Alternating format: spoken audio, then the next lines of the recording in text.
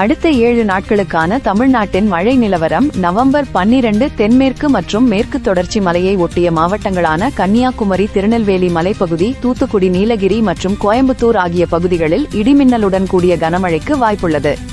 November 14 மற்றும் 15 ஆகிய தேதிகளில் மழைப்பொழிவு மாநிலம் முழுவதும் கணிசமாக குறையும்.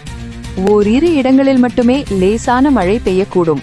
அதைத் தொடர்ந்து நவம்பர் 16 மற்றும் 17 தேதிகளில் வடகிழக்கு பருவமழை மீண்டும் தீவிரமடைந்து சென்னை, செங்கல்பட்டு, காஞ்சிபுரம், திருவள்ளூர் உள்ளிட்ட கடலோர மாவட்டங்கள் மற்றும் டெல்டா மாவட்டங்களில், தஞ்சாவூர், திருவாரூர், நாகப்பட்டினம் லேசானது முதல் மிதமான மழை வரை பரவலாக பெய்யும் என்றும் சில இடங்களில் கனமழை பெய்ய வாய்ப்புள்ளதாகவும் வானிலை ஆய்வு மையத்தின் அறிக்கைகள் சுட்டிக்காட்டுகின்றன. எனவே வாரத்தின் தொடக்கத்தில் தெற்கு மாவட்டங்களிலும் வார இறுதியில் கடலோர மாவட்டங்களிலும் மழைப்பொழிவு இருக்கும்.